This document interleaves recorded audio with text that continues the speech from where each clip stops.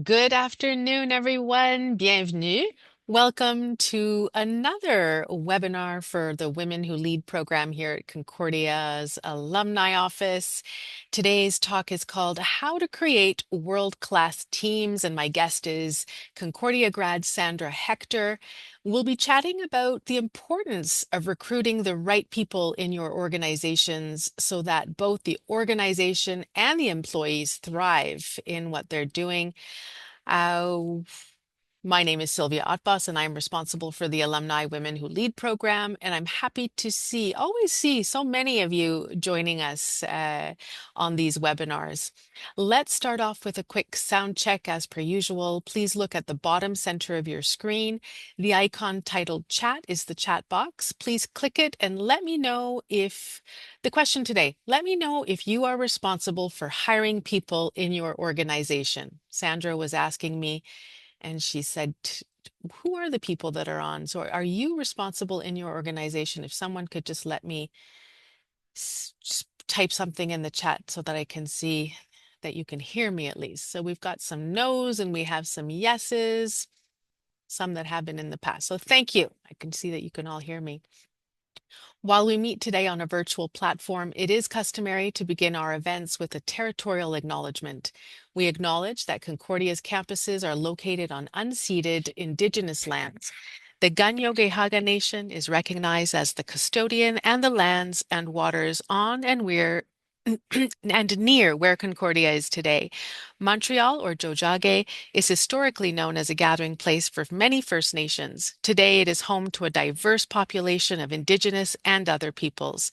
We respect the continued connections with the past, present, and future in our ongoing relationships with Indigenous and other peoples within the Montreal community. Merci d'être avec nous aujourd'hui. Pour votre information, nous allons enregistrer la session. We will be recording the session. That's a question we get a lot, and it will be shared next week. And we also have a playlist of all of the various talks that we're able to record, and I can put that in the chat later on. If you happen to experience any technical issues, feel free to drop a message in the chat, and my colleague Erin and I will do our best to assist you. And we will be having a Q&A period at the end of the discussion, so please use the chat to ask your questions. And actually, Sandra said if you want, she will be monitoring the chat during our talk, because today is a little bit different, and rather than a formal presentation, I will be asking her questions and she'll be answering. So if you've got some questions, don't wait till the end. Please put them in the chat throughout the talk. I now have the pleasure of introducing our speaker, Concordia graduate Sandra Hector. There she is. You should see her now. Sandra is currently managing partner at Uprise Recruitment, and she brings more than a decade of industry experience to the table. Specializing in executive search and talent management, she has honed a unique, holistic approach that combines Big Four experience with the latest in HR consulting. Her focus isn't just on filling roles, it's on creating strategic partnerships that solve specific talent challenges. Whether working with growth stage startups or established organizations, she provides customized recruitment solutions designed to deliver high impact results. Welcome, Sandra. Thank you. Thank you so much. What a great intro. Thank you. I'm so glad to be here. Thanks for having Well, me. I am so excited. And for if people don't know, I often find my speakers in different ways, Concordia grads. So I did go on LinkedIn when I was looking for someone, and your profile came up, and I noticed that you used to be a volunteer at the Jeune Chambre de Commerce de Montréal, the Yes. Junior Chamber of Commerce here, and I used to be the executive director for many years um, 20 years ago. Yeah. So we had that in common. And if you don't know that organization, it's a great place actually to find high performance, world-class team members because they are go-getters. The people and the volunteers, they get up Yeah. early and it's a wonderful association to belong to. I Mhm. think there is a cutoff. I think it's 40 years old, and then you're booted out to the The the big, the usual. Yeah, the Chamber of Commerce of Montreal. Yeah, yeah. Exactly. But other than that, it's a great place. So Sandra, I don't know, welcoming remarks. What would you like to say? Say hello to us and tell us a little bit about Absolutely. yourself. Sure, sure. Well, first of all, thank you so much again for having me. I'm really happy to be here on this gray, rainy lunch hour that we have today with you for your lunchtime. So yeah, as Sylvia mentioned, my name is Sandra Hector. I'm a GMSB Concordia alumni. My experience, I have over 15 years of experience. I work for different type of organizations. So KPMG was talent attraction manager for all Eastern Canada, recruiting for audit, tax, but also all the shared services. So marketing, finance, like the internal services as well. Then I did a bit of consulting work for a nonprofit, so One Drop, the International Foundation of Cirque du Soleil. So I was there for 6 years as director of talent management. And then I went on in retail at Lole as VP People and Culture. And 2 years and a half ago, I decided to open my own recruiting firm. I felt like there was a gap in the market to do things differently in terms of recruiting. So I decided to, yeah, offer that to companies. And here we Oh, are. well, wonderful. Well, I'm so happy that you're here. I'm going to start off because when I created this and I was writing my notes, how to create world-class teams. You know that expression, world class. And now with globalization and we're all virtual and people there are really like diverse geographically teams. Yeah. What does that mean, world class? Yeah, that's a good question. Um, I'd say for me, right, the way I define it, a world-class organization is an organization that strives for excellence, and it's not dependent on size. I want to make sure, like, it's not only like the largest organization that can attract top talent and be world-class. So it's a company that will strive for excellence in everything they do and at every step in the process. So every interaction. So of course, with their customers, that's a given, right? So to be world class, to have their market share and to be number one, well, they have to offer excellent product or services. But the one that wins, in my opinion, is the one that combine this with also having a great internal culture and truly striving for excellence internally as well. So that's how I would define it. So I see it truly as a commitment to doing things better, and a commitment to continuous improvement across all level, across all the departments. So that would be my own definition. Yeah, because I was looking online and it was like high level of collaboration, strong alignment with company vision, shared commitment to improvement, which you've talked about, that improvement and growth at all levels, ability to adapt to changing environments. We can only take a look at the pandemic that we had a few years ago, Yeah, and how organizations had to, I hate that, that your word pivot, they had to yeah, pivot, but yeah, they yeah, did. And yeah. stronger organizations, I think, were able to do so much quicker Mhm. than those not. Yeah. What would you think, and what are the indicators? Like, how do you know that, how do we measure this? How do you say, oh, I do have a world-class team? That's a good question. I'd say, first of all, start asking yourself, do you even like where you are working? Like when I come in an organization, I ask hiring managers or the leaders, why are you still there? Right? So ask yourself, like start with yourself, like look at your organization, be honest. Then, of course, there's so many tools nowadays, but there's reviews online. Like, go and look. Like, what are people saying about your company? Go on Glassdoor, take a look. People do look at that. Top performers, before if they're in an organization and they're happy and things are going well, because most of the time they're not looking for a job, right? So we have to pull them, and they will do their own due diligence. So look at the market, what's being told about you, tools. There's tools that you can use for to measure engagement. There's the ENPS, so Employee Net Promoter Scores. It comes from the principle of NPS that is used in like consumer good, I believe. So essentially, is your employee, would they refer someone to work at your company? So that's a great indicator to know where you stand. Um, but most importantly, whether you're a manager, a hiring manager, or you're in HR, talk to your team, be close to your people. You will know what's going on. You'll know if people are happy or not to be there. Um, so I would say those would be the first thing I would look at. And then, of course, do people stay like tenure? Like, do people stay in your organization, or is there a high turnover rate? Do you have issues attracting people when you make an offer to a candidate? Do you have a lot of offers that gets turned down? That's a great indicator. Often it's because the person went through the process, they talked to a few people, and they're like, "Oh, I don't want to go there." So those are a few ideas. So looking at ourselves in the mirror might not always be pretty, right? Yeah. Um, Yeah. and it just brings me to think of if you're a hiring manager or you're hiring someone for your team, if you're responsible for that, but you have people above you, how much say do you have in the process? If people are leaving, Mm-hmm. I guess you would bring that to the upper management. You would Yeah. have to have a talk. Well, that's a good question, and it's complex, and it's gonna depend on many variables. But I'd say if you feel that at your core, right? Because I think we need to get to the essence of the organization. So if you feel that it is a good organization. The leadership wants the good for the employees, for their clients, and they truly have that commitment for excellence. I think that now we can try. If the commitment is not there, it's going to be really hard. Like it's going to be like a uphill battle. Like if they're fine and they don't want to change things, it's very difficult, honestly. Now it's more like, okay, do you want to stay there? Do you want to go?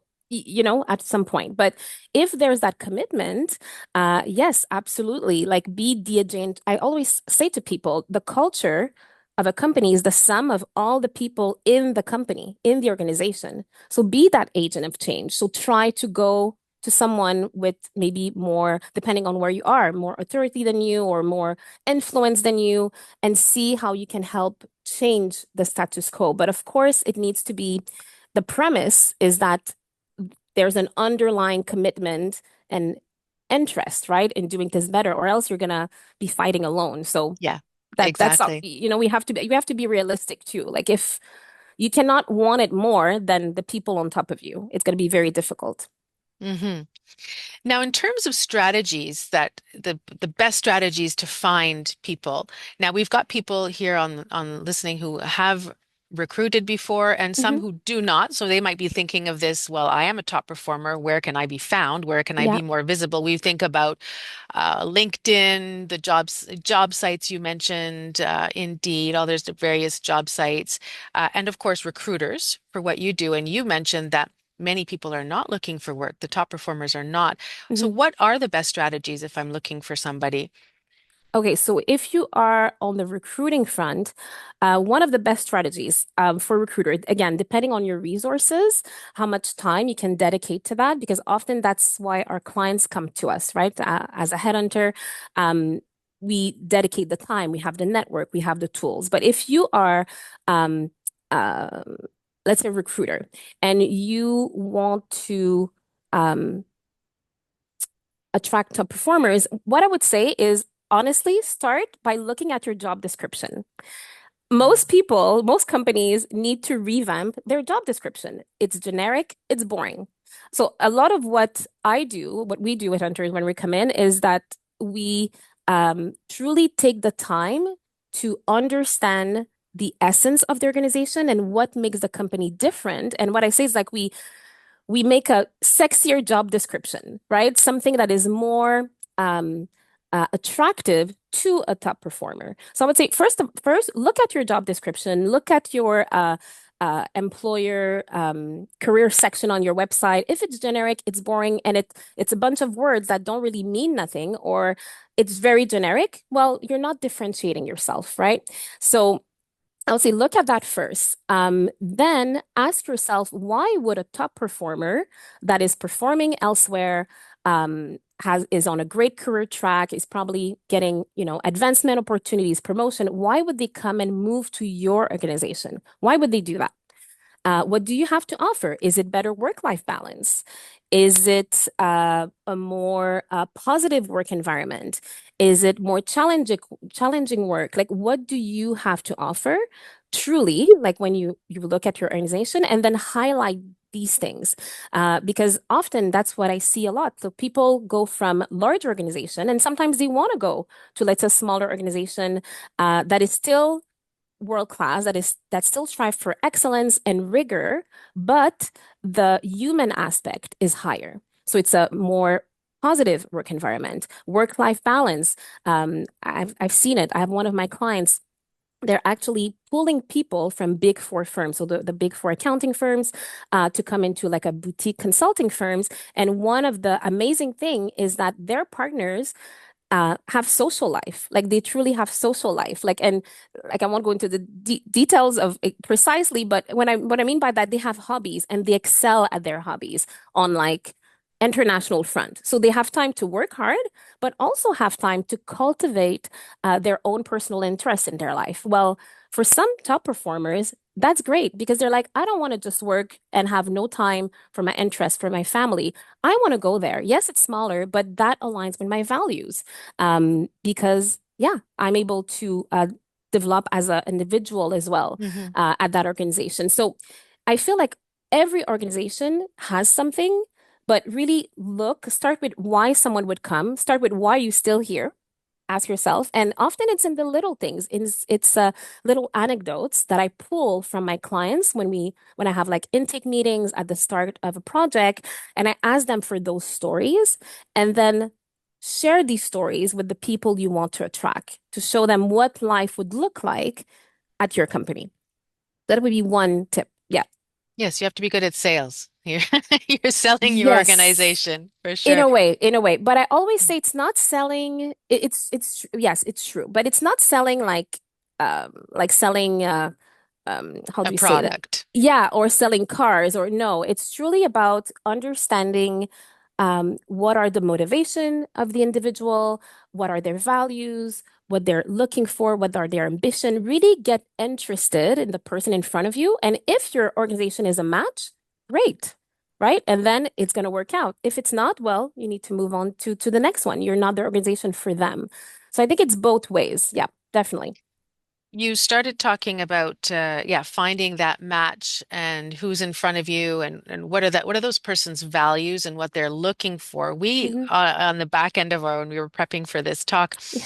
I had asked you the question about the different generations. We Hmm. have, I think, stereotypical views of someone in my generation, someone in yours, or the Gen Zs. Oh, the Gen Zs, they don't want to work, and then you're like, no, no, no, no. So Yeah. talk about that, Sandra. What Yeah. are as a recruiting we know ageism is a big thing Hmm. for my cohort. We don't, we've still got years ahead of us, but and then the young people don't have the experience. Talk about what should we Hmm. be doing with all of that? Yeah, yeah. Well, first of all, and I think my point of view on that is might be a bit controversial because I've never spent too much time worrying about those categories of individual because personally, what I've observed, what I've found, and when I was an internal recruiter and an internal HR person, being close to people, what I realized is that the needs are universal.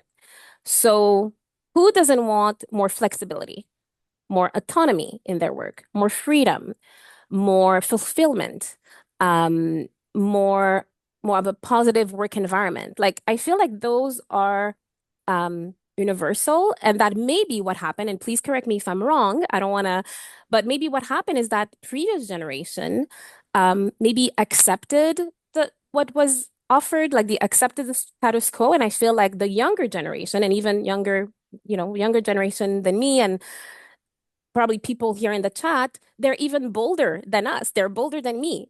And I benefit from it. So personally, I feel don't spend too much time.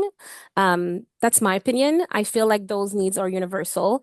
Um, Everyone wants to be seen, wants to be heard, wants to be respected for the good work they do. And I think that if companies and leaders would just start by doing that, like seeing their team, listening to them, being there for them, just that would change lots of things in organization. Mhm. That is a very good point that you bring up. I still feel that many organizations are just out to, work, work, work, work, work, and that work-life balance is not a thing. Yeah. And if Yeah. you don't want that, well, then it's not a place for you. Hmm. And Hmm. perhaps that last because it comes to Jasmine in the chat. She's like saying, what if you're in a very rigid system like health and social services, like youth Hmm. protection? There's high amounts of burnout. Staff and management feel discouraged, losing that spark. Which is very, that's very disappointing when you're in a Yeah. place like that, feeling like there's no time for themselves or the clients they serve, but the system is so rigid with practice and high amounts of paperwork. What do you suggest? Mm. Yeah, that's for sure depending on the environment you are. And some environments are tough. And often say I have so much respect for people who are in those spaces because sometimes I even say like in the corporate world we deal with problems, but those are the real problems. Like in the health sector or mental health or kids protection, those are real problems. So of course it depends on the circumstances. What I would say to someone that is in a position like that, honestly, would be to, and indeed, like when the structure is so heavy, so rigid, it's hard for one person to um, do those changes at all those levels. It's hard. Of course it is. I would say focus on yourself, on your boundaries, on protecting your time, on protect your energy, on carving out time for yourself. That would be my immediate response because it's depending on the environment you are, it could be very, very difficult indeed. To be that agent of change. But if you can be for your little team, who knows? Maybe you start a movement in your organization. Like, who knows? Right. So, yeah. Hmm. My mind is going in many places at the moment because I'm thinking of the exodus of women after the pandemic or during the pandemic who were leaving the jobs to either start their own businesses, find other places of work that are not Hmm. so rigid and that are Hmm. not, we only have one life. Like, do we Yeah. want to be living in those circumstances? Yeah. How do you see this being played out now? Mm. Is there a change? Is there some positive movement to this? That's a really, really good question. I also feel like COVID time was a moment. Of course, there was terrible things that happened in that period, but it was also a moment of pause for everybody, where everybody was kind of forced to do some sort of introspection into what do I really want for my life? Like, exactly, life is short. Do I really want that? Do I want to stay in that company that doesn't treat me so well, that doesn't respect me,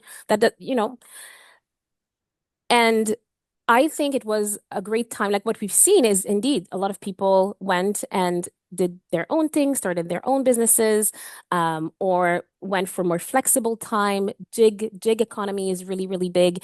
But for organization to answer your question, I would say what I'm seeing is that some companies are getting it right and some are not, to be honest. So the ones that are getting it right are trusting their people.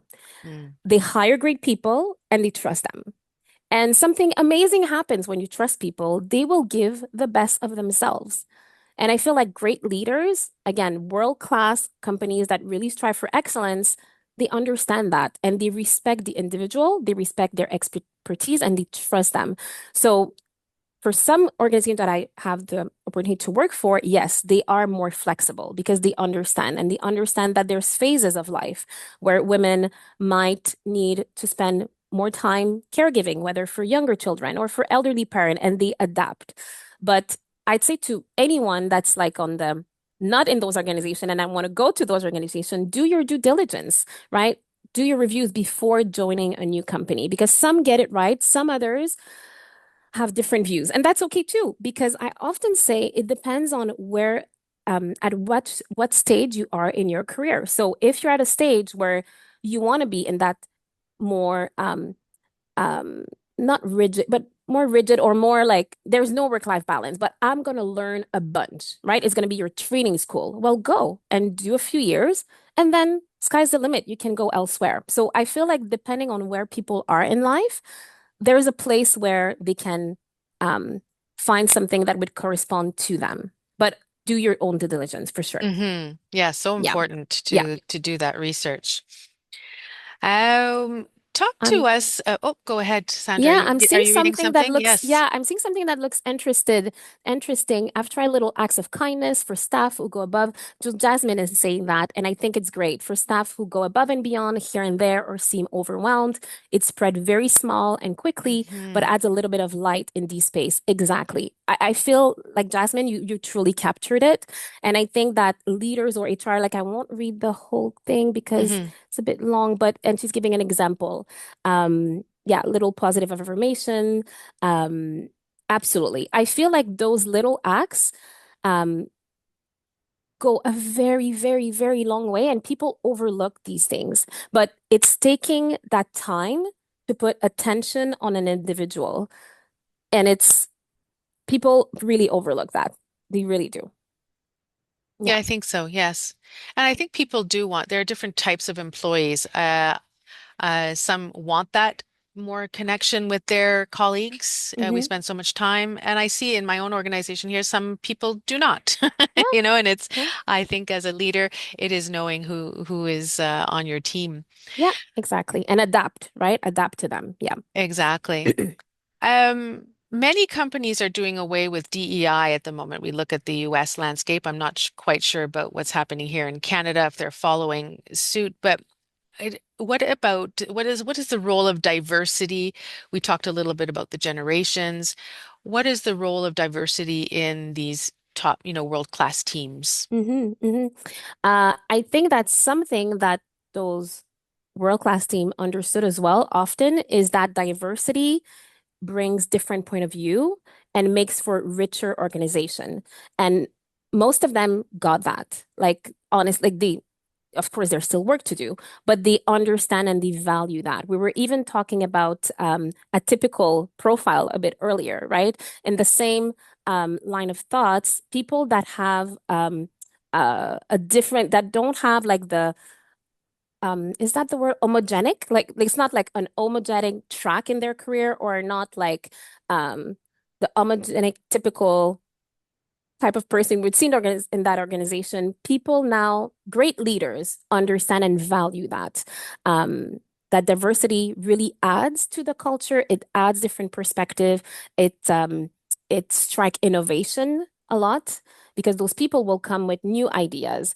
But of course, you need to be in an environment where people can share those ideas. So I'd say definitely there's still work to do. Like I'll be realistic and honest. There's still work to do, but I feel like yeah, it's a great way to also better if you want to represent your consumers. You kind of they kind of know now you don't have a choice to be representative internally as well. Hmm. Going back to, well, I mean, DEI is part of these companies that are doing great things. Someone, Nicole here, is mentioning she's looking for work and finding Hmm. it difficult. She's was laid off in March. How do we find companies that have the same values? I mean, there Mm. might be companies that I've never even heard of before, and I find LinkedIn myself quite limiting or limited, and social media only brings me what I know. How do Mm. we talked about networking at the beginning. I always think using our networks, but do you have any other ideas? Yeah, that's a really good question. So, depending on which field of work you're in, I would say definitely yes, networking. But also tell everybody you're looking for work, right? Everyone, not just going to like networking event, but your family members, like your friends, like let them know because those people might know other people, right? And um, I'd say sometimes people have that tunnel view. They'll go just to a job fair or career event, but no, let everyone know. Don't discriminate. Let everybody know. You go to the dentist, tell your dentist. Who knows? You might know someone that works for a great company. So I would say that's a good way to start. Then good question. Well, there's always the list of good employers. Like there's a list in for Quebec, for Canada. So look up those lists, right? Employers that have already been vetted by different like internal processes. They have like they go to different step to receive that accreditations. Those accreditations, sorry, that would be a good way to start. And then no matter. what I always say to people before joining an organization, do your own due diligence. Going back to that again. So go on Google and do a review, go on Glassdoor and try to speak with people that works in the company. Sometimes that can be tricky. When I was in HR, part of my recruiting process, and I really encourage people to do that.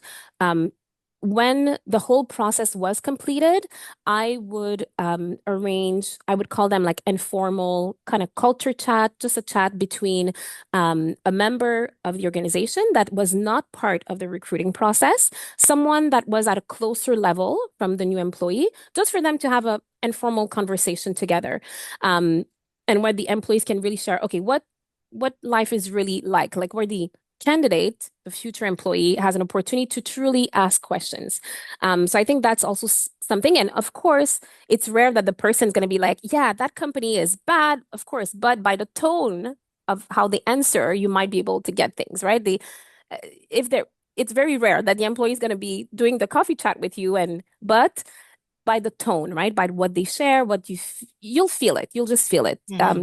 I feel like when someone is happy and when they when someone is happy, it's authentic. Like you can just feel it in their energy and how they talk about their organization. So listen to how they talk about their organization. I think that's what I would say. I also we tend to be online looking for work a lot. I think generations now. I looked at my son looking for work recently, and he's just it's not if there's not online. I'm like, go in person, speak to people. And I remember looking for work many years ago, many after my university, and I started with one person, a prof, and it's similar to a culture chat, or who do you know that this is what I'm looking for? Who do you know? And he gave me three people. Well, then I talked to those three people, asking, so and so referred me to you. Can I meet with you for 15, 20 minutes? Now it's not even in person. You can do those on Zoom. And then you ask those three people. And I still have that it looked like a pyramid at the very end. And before I got my first job coming out of university, I think I spoke to at least 35 people before Mm. someone said, yes, here's a contract that I'd love to have you on the team. Yeah, It is a job in itself looking for it is. work.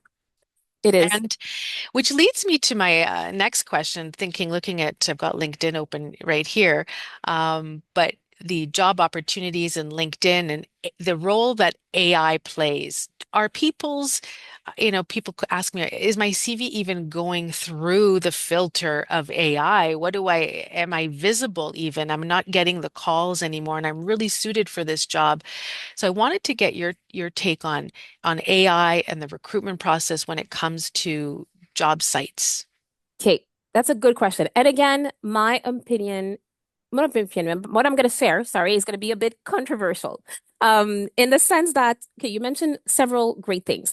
I'm just going to go back to what you mentioned about talking to someone, asking for three more people, three more people. Mm, This is so powerful. So again, so also people underlook this. This is so powerful. It is work, but it works. Um, as you mentioned. Second, for how to explain this. In the same line of thoughts, I always say to people, if you're looking for a job, you know you are a great employee, you have a work, oh my God, I can't say it. Great work ethic. My God, say that three times. You have great work ethic, and you have something to offer, you have value to add. Look at your approach in a different way. I'd say start with where you want to work. Start for who you want to work for, who has your values, and then target those companies. Have a list of 25, 40, 50. Start with a list, minimum 25. And then use that approach. Use LinkedIn to see how you can connect to someone at that company. Don't, in a way, it's like technology made it easier, but in a way, it's not always effective because indeed, depending on how the applicant tracking system, so the machine that received the resume, has been like the parameters or the keywords they put, you might not even show up. So why take that risk? If you know you're amazing, if you know you have something of value to offer, and you want to work there, don't wait. Don't just send a resume and wait. No, go after it. So that's my approach is very different. So I would say go on LinkedIn. Now you have LinkedIn. So try to find people that can connect you to a hiring manager, to a leader. Um, that's Yeah, honestly, for me, I feel like if you really know what you want, that's the best approach, in my opinion. You can still do it, but if you truly want it, right? If you really want that match where it's gonna connect your values, I think it's worth um, putting that effort into. And on top, you will differentiate yourself because everybody's just sitting and sending their resume, but you're going to be the person who went, let's say, for a coffee chat with their hiring manager or asked for a coffee chat or applied, like still applied, and then said, oh, actually, I just applied. So that would be my takeaway. Yeah, no, Yeah. definitely just working backwards. But I think that's the tool for LinkedIn. Uh, I've met with lots of people looking for work and their LinkedIn's not up to date. And I think LinkedIn for job and companies, it is the place to be. Yeah. And Um, I'm not, actually, I'd have to say, because I'm on LinkedIn all day, every day, right? But now with the lens of like a candidate looking for a job, that's how I would go about it. And Mahayasa is sharing exactly that. She said, I marketed myself and got full-time job and part-time job. You should not only depend on your CV and LinkedIn. Exactly, this is how it works now. And I agree because there's so much noise. And now even with AI, there's fake candidates too. So now companies have another mm, problem. They receive a multiple of resumes. Some are fake profiles. So find a way to differentiate yourself. Take like when everyone is going right, go left. yes. Do you have the numbers about when jobs are posted? How many CVs are people they're receiving? It depends. It depends on organization. So I don't have the number, but it depends Hmm. on every organization. But I know I currently actually have a contract with a company, and that's part of their problem. They're receiving too many great candidates. So for a role, they can receive like 300 applicants. They don't have the time to go through them. Um, and it's getting higher and higher. And often, internal team, HR teams, hiring managers, leaders, they don't have the time to go over 300 resumes, right? And that's where we come Hmm. in. Someone mentioned exit interviews. Anna, exit interviews are common in the US. Person leaving sits with a person in the organization, not involved in the hiring process. Yes. Exit interviews, Anna, indeed, we haven't touched on that, but they're also a great way for the continuous improvement I mentioned at the beginning of the call. Um, so essentially, for those who don't know, an exit interview is when someone is leaving the organization. So they already gave their termination letter. They're leaving. They're leaving in like 3 days. So they have nothing to lose. So ask them, why are you leaving? So take that time. Like this is a gold mine for companies to truly understand why high performers are leaving. And then, of course, it has to be anonymous. It has to be um, then you often it's an HR person that would do these, right? Um, and then a report in an aggregated way, anonymously, yearly, you can influence decision to leadership based on the combination of all the exit interviews that you've received. So that's also a great tool to implement to make sure that you are improving your organization. It's too bad some great people have to leave though, unfortunately. We wait till Yes.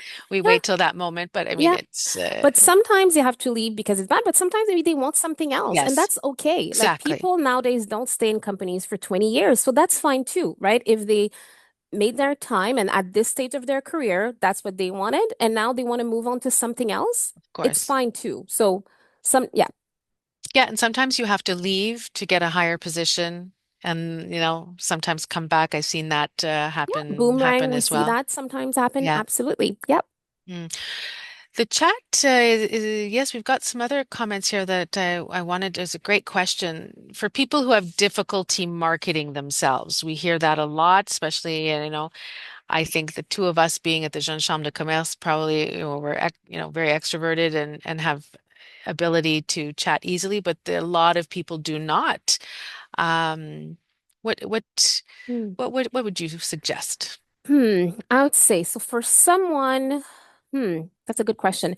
I would say for someone I would still use tools as LinkedIn. And maybe if you're better at writing about yourself than talking about yourself, do a little blurb of yourself, right? Sell yourself. Ask ChatGPT to help you.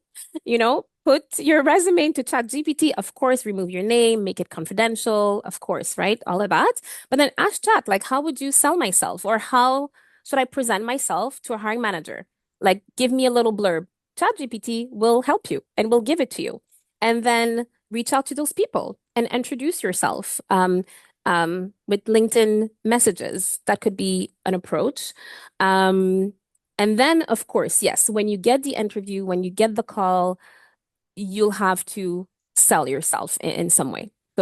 So whether you can improve on that skill, practice with a friend, um, uh, contact agencies. So actually working with agencies can be helpful for those type of people. So if you have a hard time marketing yourself, well, work with an agency and they will market you to their clients. So that might be Mhm. a way as I well. think practicing, I've practiced, as we practice presentations, it's a presentation, and the more you talk about it, just, yes, like you said, with all of your friends, your parents, your Yeah. kids, whatever. And a great group, one of our grads, she was, I think, Canadian champion of Toastmasters, um, Rosalia Felice, and she is a great, she gives talks, and here within Concordia as well, she's here quite often, and you get into these groups, and then you practice giving speeches. And that does help, I think, in all spheres of life, in looking for work and hiring people, and look Absolutely. in our day to Yeah. day basis.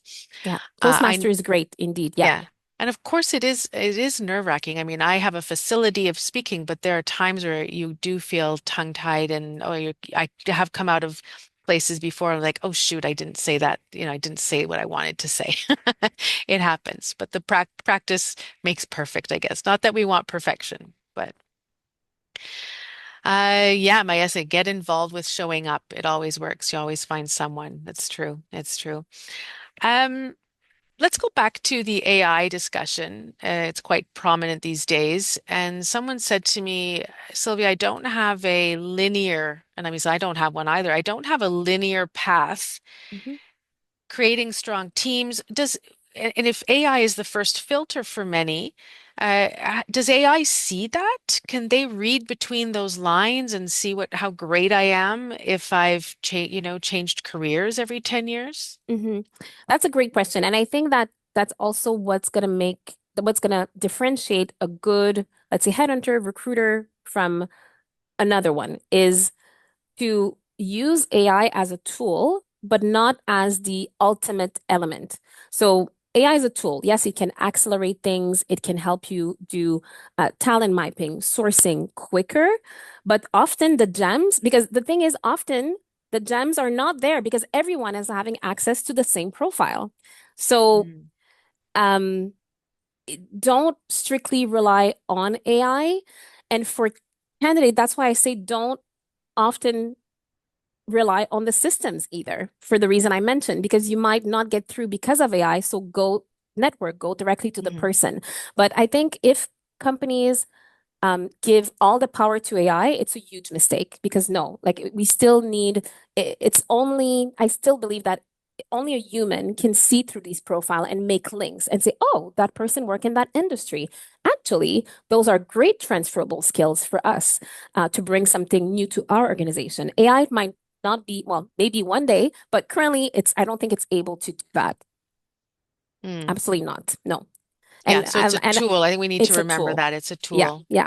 And I was at the Salon RH 2 weeks ago, and of course we discussed a lot about AI. So the Mhm. CARHA, CHRP, le Congrès, Congress, and yeah, we discussed that, and that's the conclusion. AI is just a tool, so people shouldn't be they shouldn't put all their trust in AI. AI makes mistakes all the time, so yeah, no, you can't Yeah, put on all both your trust in it. and then both the recruitment side and the job search side. Yeah. That's what you're But it's a saying. great tool though. I use it every day, but it's a tool. Yeah. How do you use it?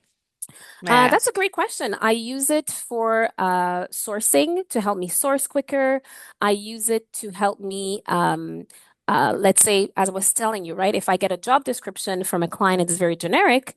Well, so when a client come to me, first thing we'll do is do an in-depth intake meeting where I will ask them like their vision, their objective, of course, what type of profile they're looking like that's baseline, but I will go beyond that to truly understand what's different about them. How do they win on the market? Because top performers, they want to work for companies that are winning on the market, of course. So how do they win? I will ask a bunch of questions. So then AI helps me integrate all the question with their job description to amplify it. It makes and make a new, I call it a job profile, like a sexier job description, essentially. So this, for example, could take me hours before AI. Now it's quicker. Of course, I revise it, I edit it, I tweak, but AI helps me to go at it faster.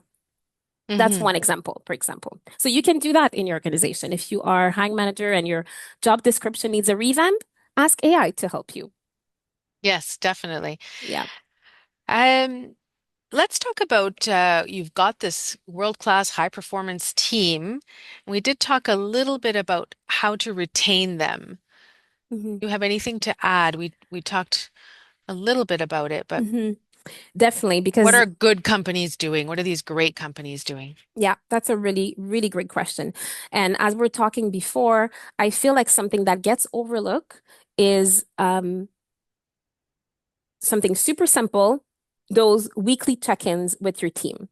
So just a pocket of time where each hiring manager is spending time with their employees makes it makes a ritual. It anchors it's a ritual. It becomes a ritual for the organization. Ritual have so many great benefits into organization. We won't have the time to go into that, but rituals are anchors, so they're very, very important.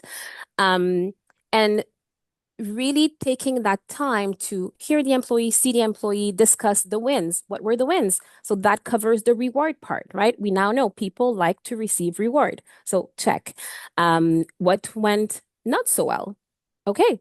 How can I support you? How can the manager support the employee? So then you have your employee, your top performer voice, what they need in terms of support.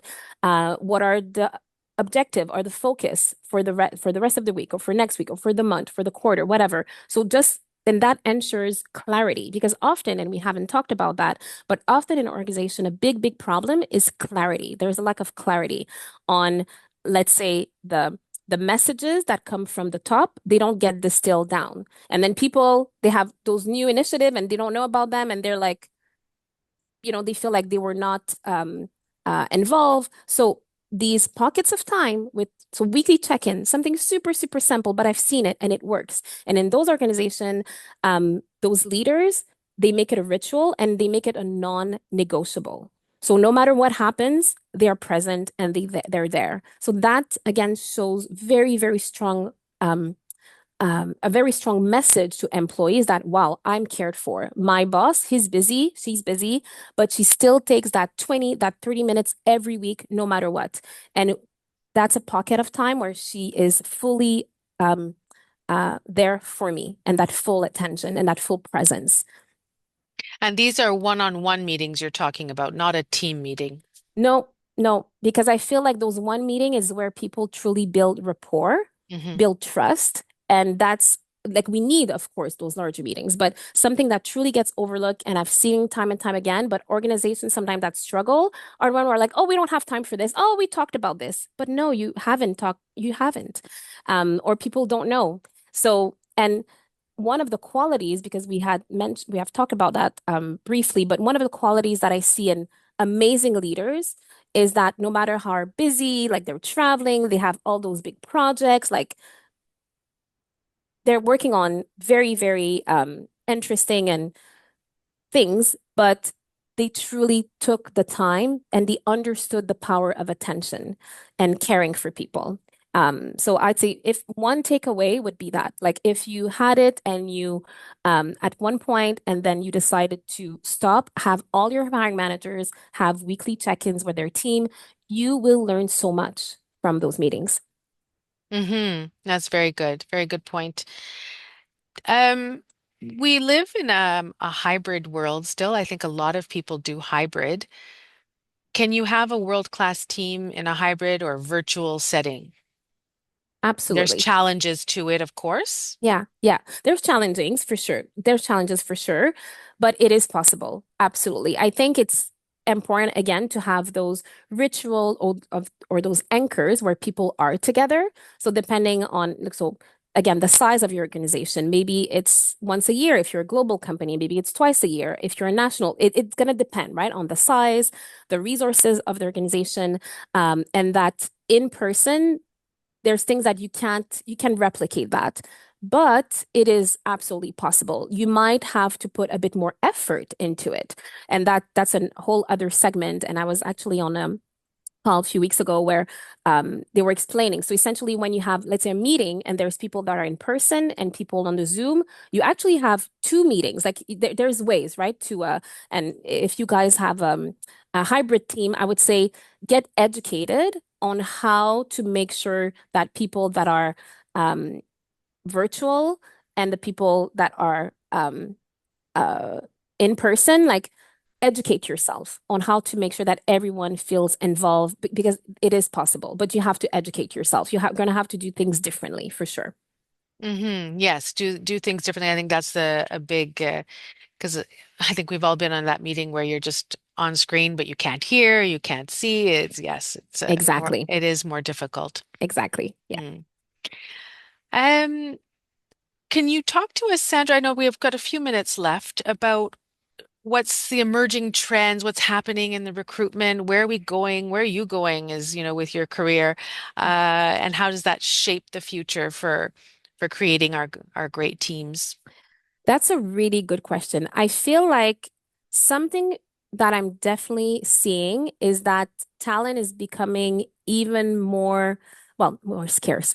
In a way that the war for talent, we're kind of at the peak of it right now. And we're not even at the peak of it, but it's really, really, it's getting steeper and harder and harder. So companies do not have a choice to find how to differentiate themselves. It comes out to what we were talking earlier. You really want to make sure that your employer brand is present and that it is communicated. Like people need to know about it. What's your employer brand? Well, essentially, it's the promise you make to your employees. That's what it is. So if they come and work for you, what do you promise to them?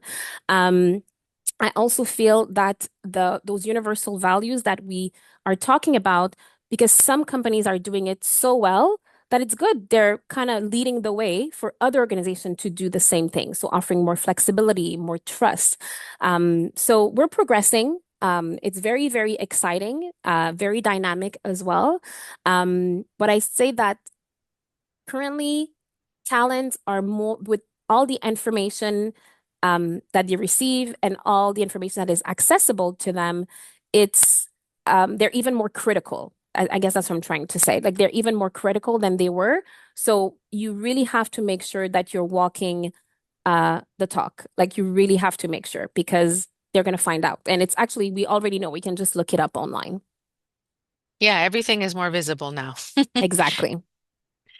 Tanya's asking if you can give some examples from successful teams. What Hmm. can you That's share a, some of your clients or yeah. what you've seen? That's a really good question, Tanya. And yes, absolutely.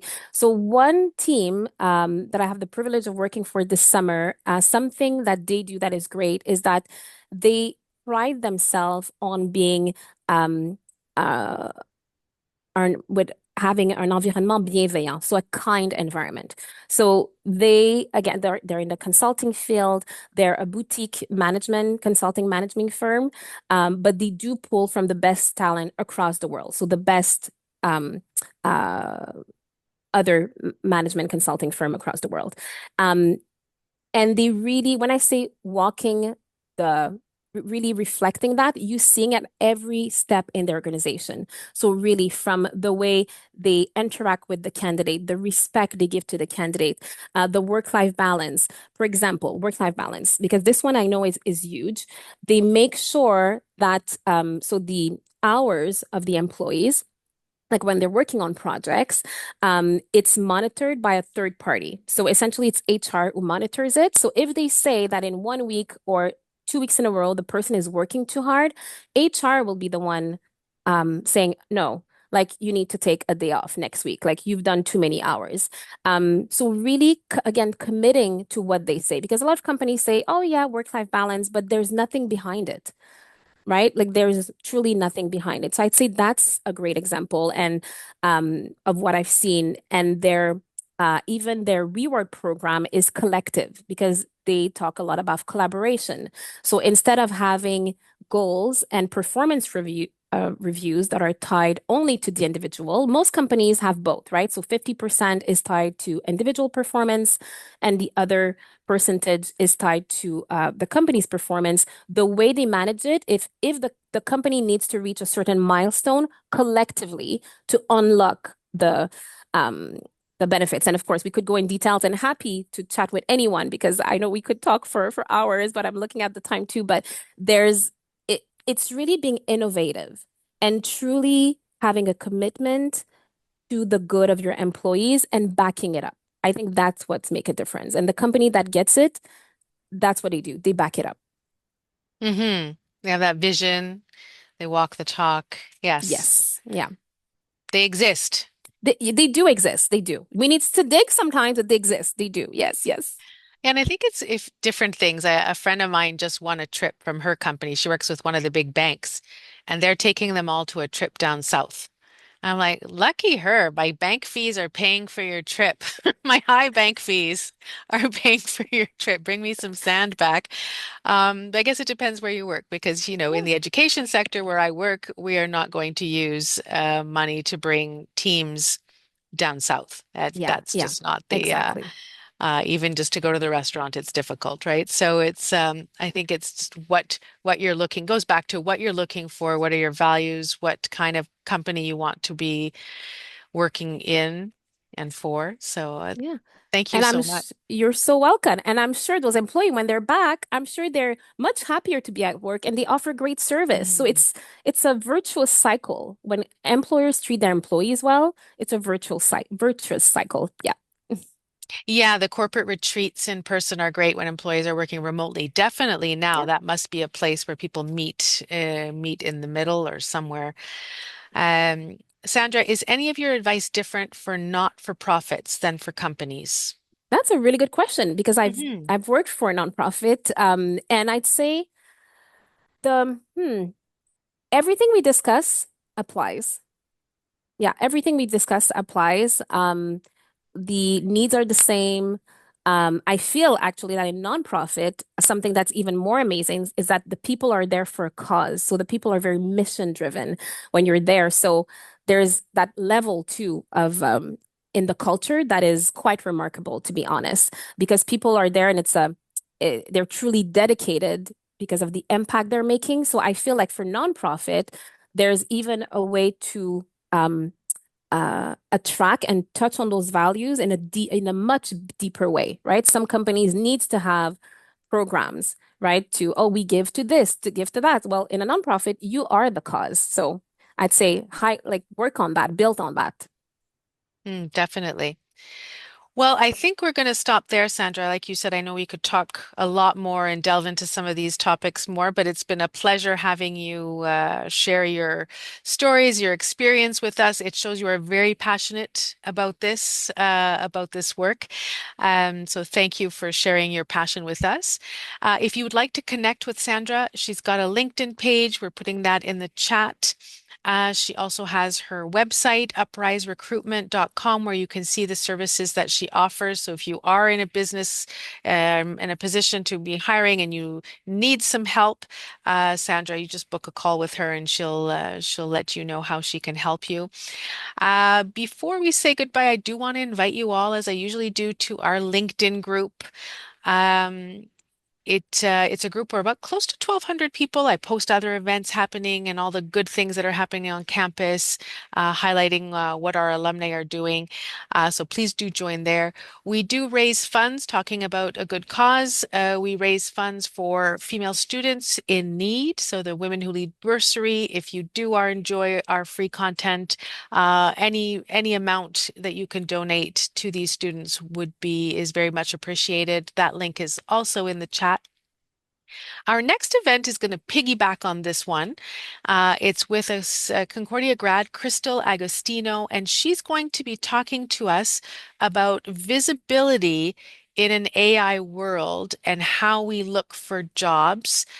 She is talking about not the C-suite, but to executives. If you're looking on moving up, how can you move up in this? So but really that AI topic. So we did touch about it today, but I thought it's such an important topic as we move forward. So do join us there at November 19th. The link will be put up on our events page soon, but I think we have an events page that we can put in the chat for you. That's all I have for you today. Thank you so much, Sandra. Lovely to have you on. Welcome back to your alma mater. Thank you for your time. Thank you so, so much for having me. Such an honor. And if anyone wants to pursue the discussion, as Sylvia mentioned, you can connect with me on LinkedIn. Just mention you were on the call and we can have a coffee chat. And if I can help, I'll be happy to help you pinpoint a few things that could help your teams. Wonderful. And thank you all for joining every month. I really appreciate it. Have a great rest of the day. Bye.